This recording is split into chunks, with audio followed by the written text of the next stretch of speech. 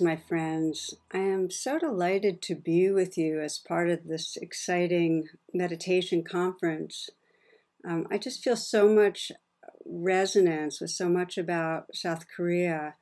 You have such a dynamic and creative culture. There's such a vital exchange of ideas and openness. And of course, your rich Buddhist heritage.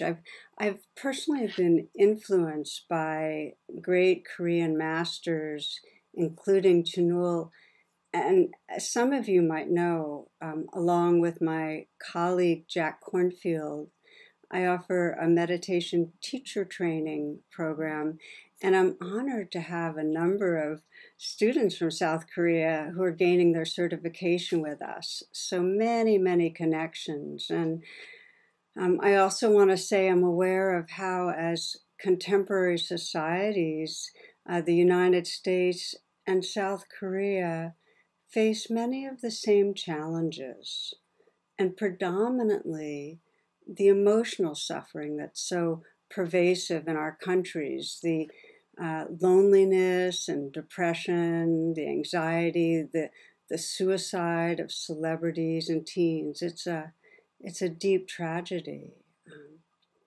And as many of you know, in these times of global crisis, there's also a real potential for transformation in consciousness. When there's crisis, there can be transformation. And this is why this gathering is so important. We need the wisdom and the compassion of Buddhist practices and teachings to help seed the grounds of a more peaceful, compassionate world. You know, one of the great misunderstandings in some Buddhist cultures is that Buddhism doesn't address the universal experience of emotional suffering. And this suffering has been considered psychological, as if it's something separate from the concerns of Buddhism. Yet if we look back to the Buddha, there are so many stories of the Buddha bringing practices to the psychological realm and to human relations. And he guided people whose children had died. He worked in deeply healing ways with the depressed, with those who were violent and angry, those struggling with fear, those who were dying. And he was actively engaged in the larger society, seeking peace, sitting between communities and villages fighting each other in war. There are beautiful Mahayana texts on compassion and self-compassion. And South Korea has this treasure house that can be brought forward, that can be featured. So a crucial question for our times is, how do we bring the medicine of Dharma into a modern world in a healing way? In Western Buddhism, this is something we're focusing on a lot. And as many of you know, in the United States, there's a strong presence of all three major schools, Tibetan, Mahayana, Theravadan. And what we've witnessed is that a common denominator has emerged in the West, in these three schools, a common denominator which has a strong emphasis on compassion, on compassionate living, what many might call the feminine spiritual archetype. And it shows up in four major ways that I wanted to name. One of the ways it shows up in the West is an emphasis on the heart practices like compassion and forgiveness, loving kindness, gratitude. And the second way is a lot of attention to mindful communication, to relationship, this conscious intention to cultivate Sangha, spiritual community. So the third way that this shows up, that we see this kind of emphasis on compassion, is in engaged Buddhism. It's called engaged or spiritually based activism, which really means drawing on our roots in compassion, our dedication to ethics, and then responding actively to the incredible danger in terms of our climate and our Earth's environment, and responding to racial and other forms of violence, racial violence and ethnic violence, responding to economic injustice, and that includes cruelty to non-human animals. So that's another emphasis in the West.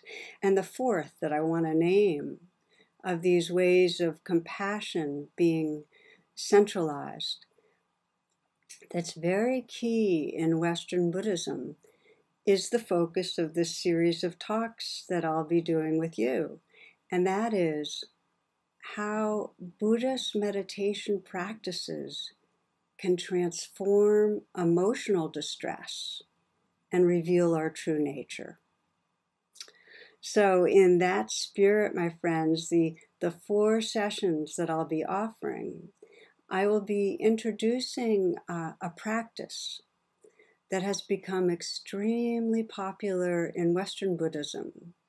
It's called the rain meditation, and it's a weave of mindfulness and compassion that can radically transform difficult emotions and bring great healing and spiritual awakening. We'll start this session looking at how rain addresses a very core domain of suffering, and that's the suffering of self-aversion, self-hate, shame, the feelings of bad self. Now, in other sessions, in the other 3 sessions, we'll look at fear, anger, blaming others, and how rain can cultivate a boundless compassion. And with each, we'll end with a guided meditation. And you might find it helpful after the guided meditation to do some journaling, to write down what stands out in your experience.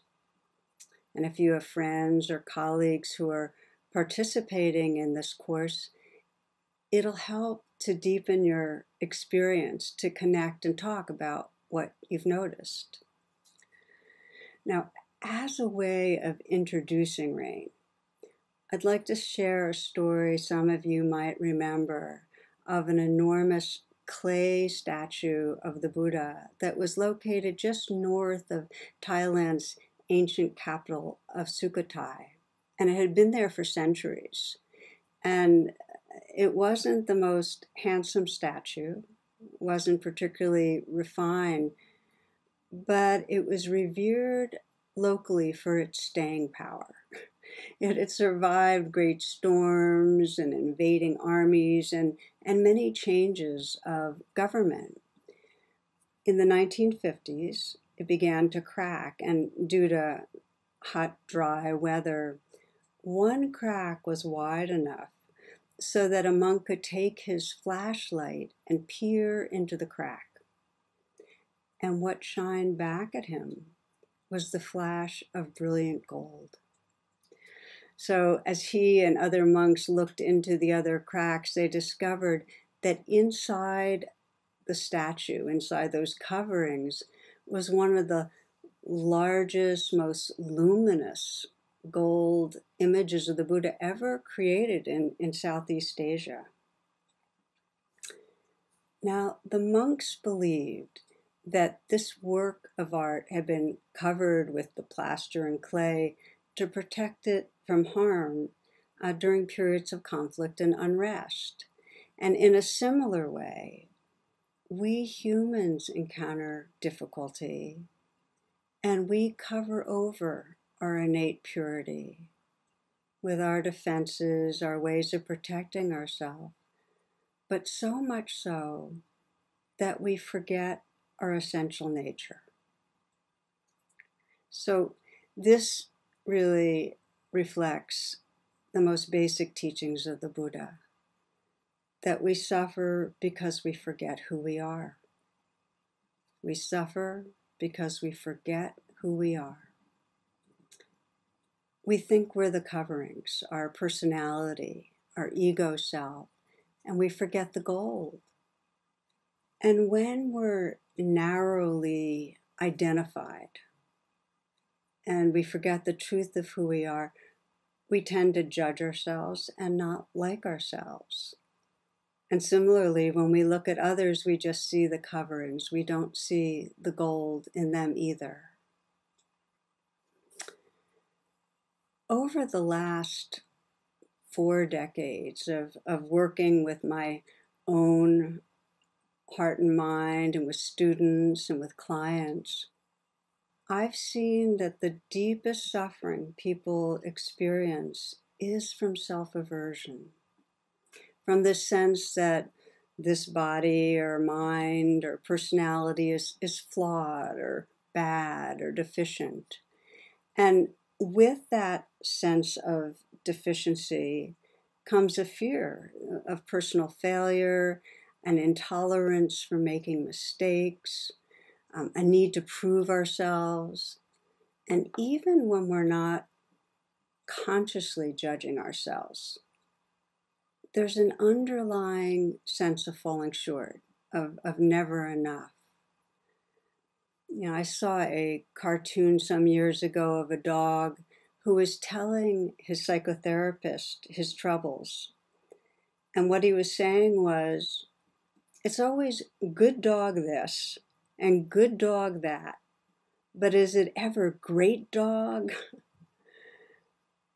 And we know how feelings of deficiency can really show up in all domains, whether it's falling short at work or in our relationships as parents, on the spiritual path. You know, when I teach in live groups, I often ask people how many feel they judge themselves too much. And most people raise their hand. Most of us know we judge ourselves too much. But what people don't often realize is how many moments of their life are actually being shaped by this fear of failing, this feeling of chronic deficiency. And that's why I call it the trance of unworthiness. It's a trance, which it's like a dream. A trance means that we're living in a confined, distorted, constricted experience. We're living inside very limiting beliefs about ourselves, and it cuts us off from a larger reality. I remember years ago a friend telling me about sitting with her mother as her mother was dying. And her mother's last words were, "All my life I thought something was wrong with me." That's what she said. And then she closed her eyes and she died. And for my friend, it was a bit of a dying gift because she realized it doesn't have to be like this.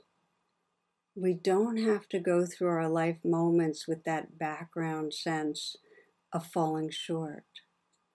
But the first thing is we have to recognize that we're actually in a trance a lot of the time. We have to recognize how that background of something is wrong with me, that background is there. And if you investigate difficult emotions, if you're feeling a sense of depression, or anxiety, or hurt, what you'll find is that along with them comes some sort of an aversion towards our inner life. It's not just I'm depressed, it's I'm depressed and I don't like my depressed self. It's not just that we're anxious, it's that I'm anxious and I don't like my anxious self. And the fundamental truths, the most fundamental truths are the ones that we forget. And one is that we can't be happy, we can't love life if we're turned against ourselves, if we're at war with ourselves. So many wonder, and they ask me a lot, well, what makes this such a pervasive suffering? How come so many of us are caught up in self-judgment? And on the existential level, the primary mood of a separate self is fear. If we perceive separation, we're going to feel fear. There's a sense that either something's wrong or something's about to go wrong, that we're threatened. And for humans, with our thinking mind and our self-consciousness, that sense of something's wrong very quickly becomes, I am wrong. We make that shift very quickly. A good example is, and this is something shown in research, is that young children who are victims of incest or physical abuse think it's their fault. They think they did something wrong to cause it. Fixating on personal deficiencies also makes sense from an evolutionary perspective. For millions of years, we humans lived in small groups, and cooperation was essential for group survival. So shame, the emotion of shame, it's a very painful signal that motivates us to adapt our behavior and meet the group norms. I mean, shame comes with the fear of being expelled or rejected. It's the worst thing that can happen to a social animal. It's like death. So while most shame is no longer adaptive, we're slow to grow out of these millions of years of wiring. And the trance of unworthiness is pervasive today. We chronically feel like we're not meeting the standards, that we're falling short, and that we're going to be rejected in some way. So we fixate on the standards around us. I should have a certain kind of look. I should have a certain kind of body. And as we know, billions and billions of dollars are spent on cosmetic surgery, on diets, to try to meet those standards. We don't want to be ashamed of ourselves. We urgently want to meet the standards for intelligence, for popularity, for business success. Even in spiritual life, there are standards to meet. We're trying to be a certain kind of person. I'm going to share with you one of my favorite little essays about this. If you can sit quietly after difficult news, if in financial downturns you remain perfectly calm, if you can see your neighbors travel to fantastic places without a twinge of jealousy, if you can happily eat whatever is put on your plate and fall asleep after a day of running around without a drink or a pill, if you can find contentment just where you are probably a dog. You can understand why it's a favorite. So we have these standards to meet, and inevitably we feel like we're falling short, that we're deficient. And the key messengers that invoke shame and invoke our self-aversion actually are our family and caretakers. We get the message to work harder, perform better, don't be so needy and sensitive, look more attractive. We get these messages through our caretakers, but it's actually the society that's setting those standards. If we look deeply, we are thinking society's thoughts. And society gives us the standards and in a very deep way reinforces caste systems, feelings of superiority or inferiority on the basis of class or race or ethnicity or gender. And that amplifies the trance of unworthiness for many, many people. So aversion turned inward is one of the most fundamental expressions of human suffering. It obscures our true nature. It prevents us from seeing the gold, the goodness in ourselves and others. So our deep inquiry together is what helps us to remember and trust the gold, our true nature. What helps us? And this is where meditation practice, where training our awareness comes in in particular, where we'll be applying the rain meditation. Again, rain is a weave of mindfulness and compassion, and you can bring it to any situation that brings up emotional reactivity, whether it's the trance of unworthiness, our fear, our hurt, our anger. RAIN is an acronym, an English acronym. It stands for Recognize, Allow, Investigate, Nurture, which are 4 easy to remember steps that can be done quickly, right on the spot, or if we can't pause and be with our experience on the spot, in a slower fashion when you have time. RAIN can be applied to core issues, the deep ones, but also to daily reactivity. For instance, you might receive what feels to be an insulting email, and by briefly walking through the steps of RAIN, respond in a way that you don't later regret. Or you might be going to a job interview, and by taking 10 minutes ahead to bring RAIN to your fears, you can then communicate from significantly more confidence and calm. The steps of RAIN help us loosen the bind of painful emotions, and they bring us to a much more resourceful and calm state of mind. And as you'll see, they enable us to see through all states of mind to the presence and the love that's our essence. I've had more people tell me that RAIN has helped them through major life difficulty than any other practice.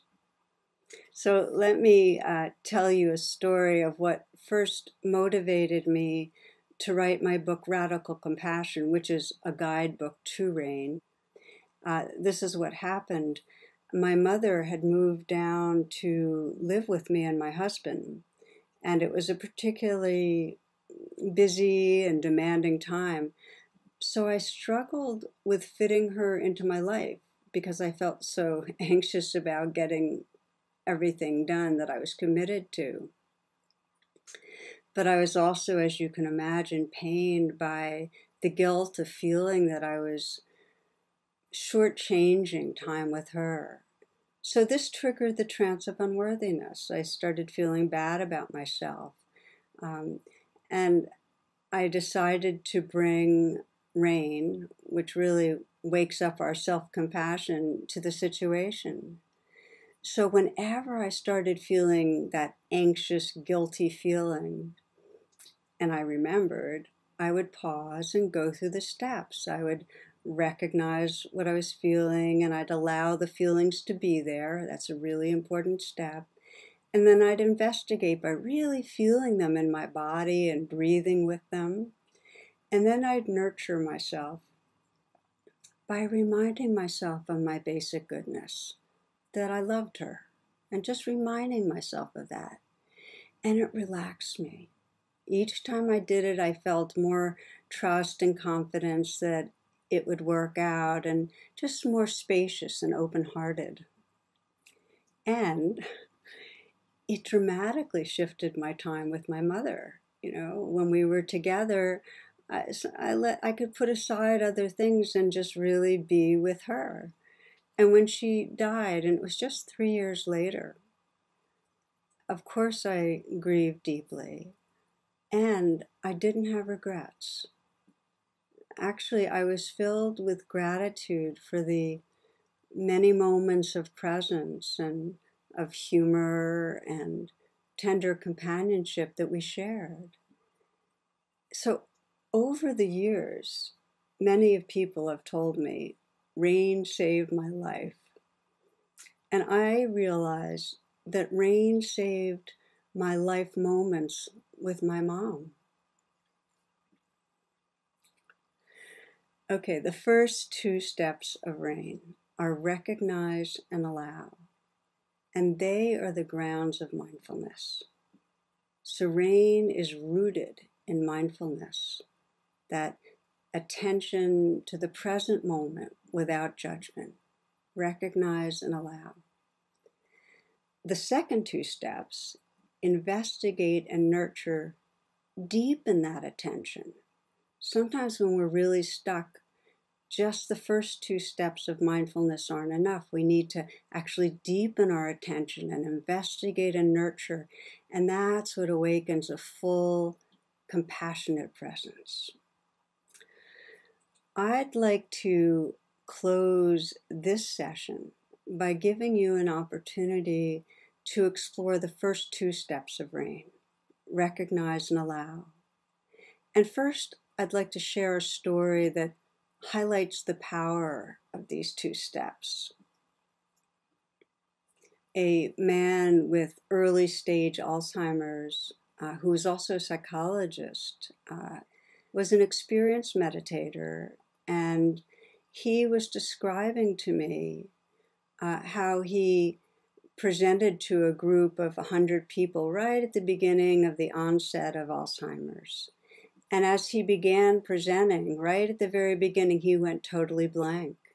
And he didn't know why he was there or why all these people were looking at him expectantly. So here's what he did. First, he simply paused. He just didn't do anything. And then he started naming what he was experiencing and bowing. So it was like he'd say, confused, bow. Embarrassed, bow. Afraid, bow. Breathing, bow. Heart pounding, bow. Relaxing, bow. This is how he did it. And then he looked up after he had relaxed some and said, I'm sorry. And people that were listening were in tears. And someone in the audience said, no one has ever shared the teachings with us in this way. And what had he done? Well, he was basically doing the first two steps of rain, mindfulness. He had paused. He was naming and recognizing what was happening, and he was allowing it to be there, just bowing. And you might think of allowing as saying yes to the present moment. It's acknowledging without resistance what's happening. Yes doesn't mean we like it. It just means that we're honestly recognizing this is what's happening here. Let it be here. We're not fighting reality. So in this guided meditation we'll be doing, we'll first look at what happens and what it's like when we're not mindful, when we're resisting and saying no to the moment. And then we'll look at the power of mindfully recognizing and allowing, saying yes to our experience.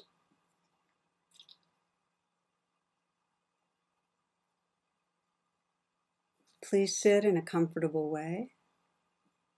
Make any adjustments so that you feel you're alert and yet relaxed. You might close your eyes.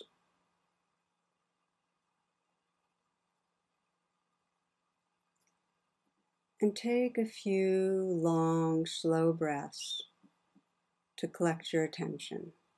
Inhaling deeply, filling the lungs. And exhaling slowly, releasing tension or tightness with the out-breath. And again, deep in-breath, slow out-breath.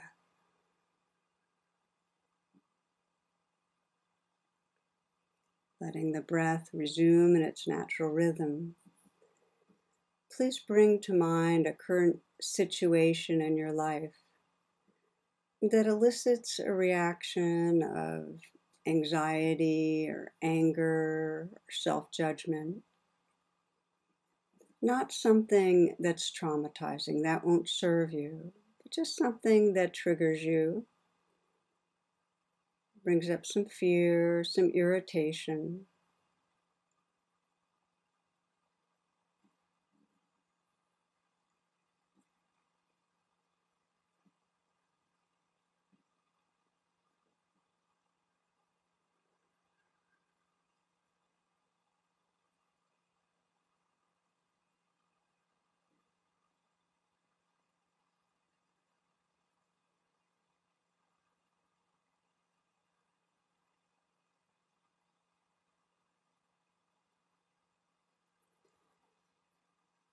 Once you've decided on the situation, see if you can review it like a movie, pausing at the charged moments.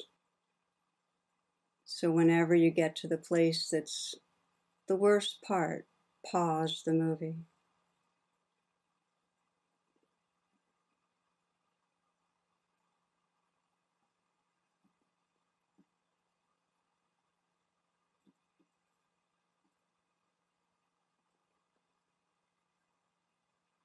And sense in these moments, what's the most disturbing part of this, the worst part?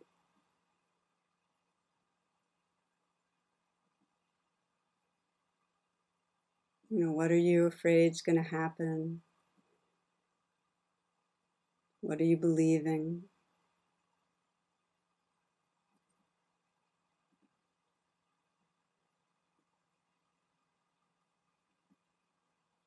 What are you feeling?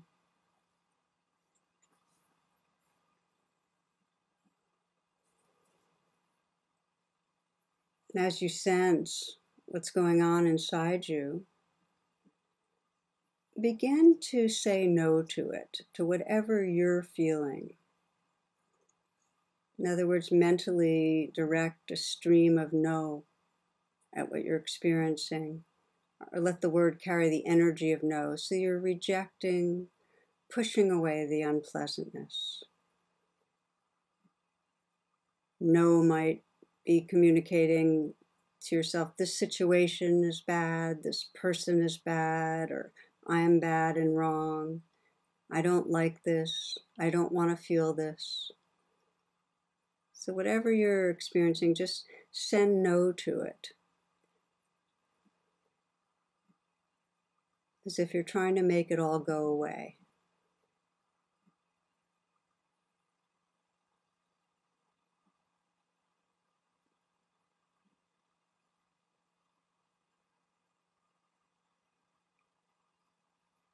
And as you send this judgment of no, notice what that resistance feels like in your body. When you say no to an experience, when you want it to go away, what happens in your body?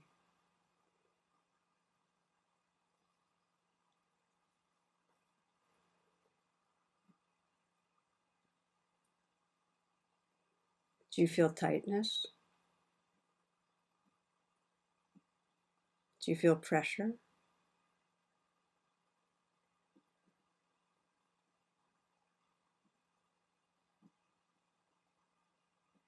What happens to the feelings, the painful feelings as you say no? No to the fear, no to the anger.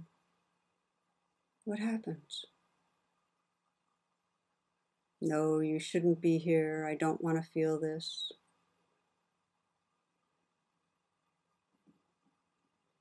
What happens to the feelings when you say no?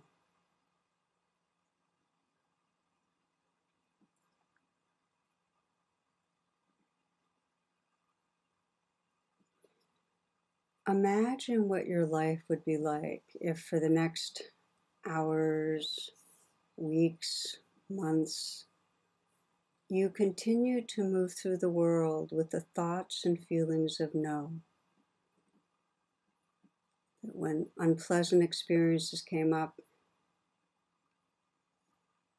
you resisted and said no.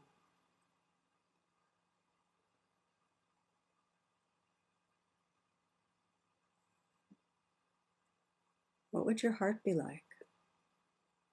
Your consciousness?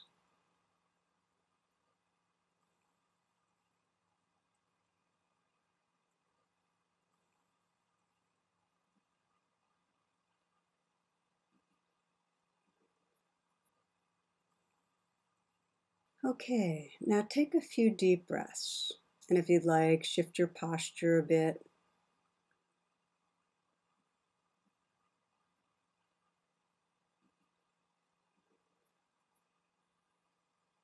And we'll enter the second part of this meditation.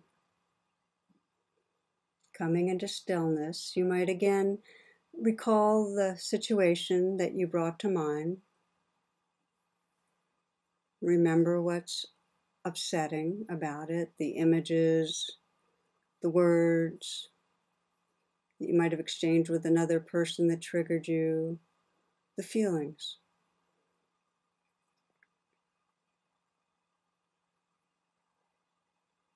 Let yourself get in touch with the worst part of it.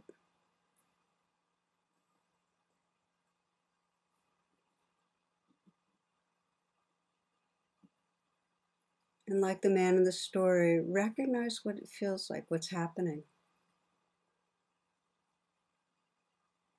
But this time, in your own way, you'll be bowing by saying yes to the experience. So whatever you're experiencing, fear or anger in the body, you're just saying yes to the emotion, the feelings in your body. You're allowing them to be there.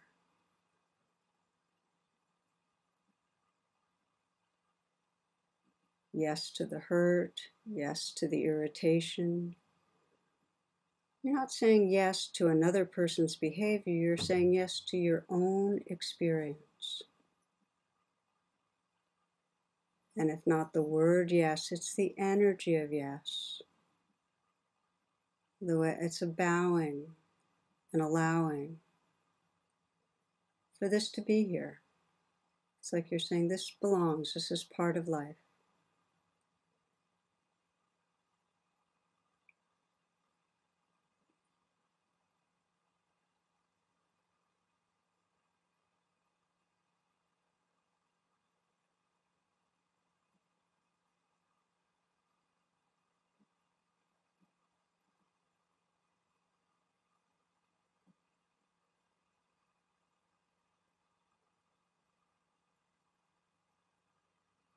Notice what happens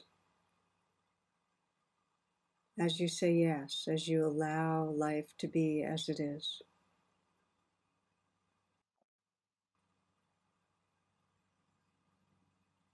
Recognizing what's happening and just allowing it. The grounds of mindfulness.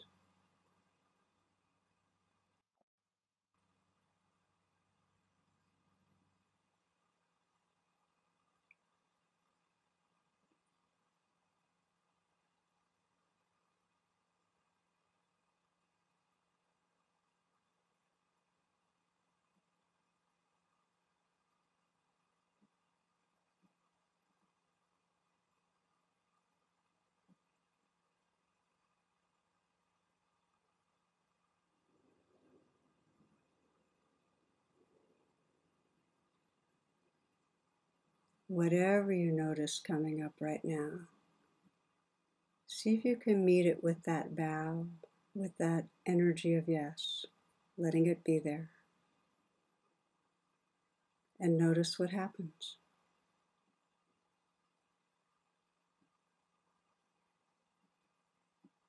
Is there softening, opening, and movement in your body?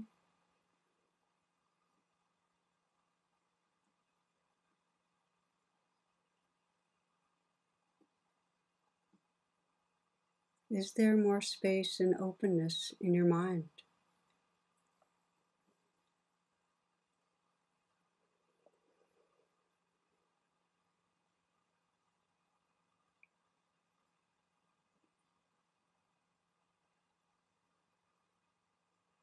As you continue to sit for these final moments, sense the possibility of recognizing and saying yes to whatever arises inside you. The changing sensations, feelings, sounds.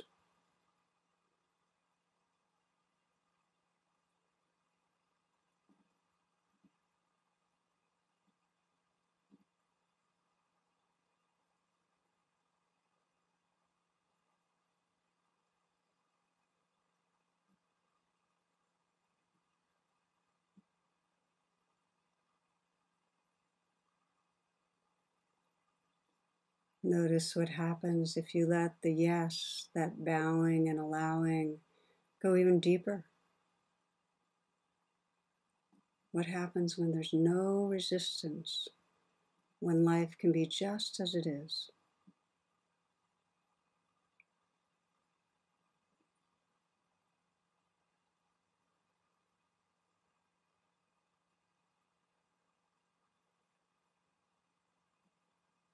Are you noticing the space that opens up, the space of presence?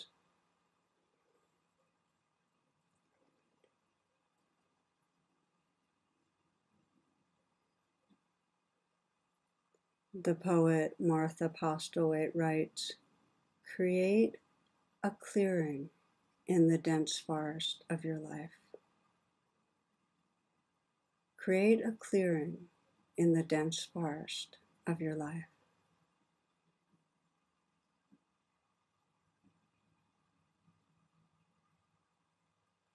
Can you sense how recognizing and allowing, saying yes to the moment, creates that sacred clearing?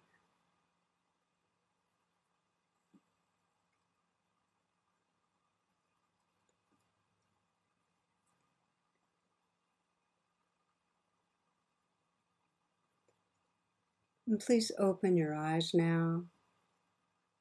And if you find it valuable, you might journal about what you experienced with no versus with yes, with resisting versus recognizing and allowing your experience.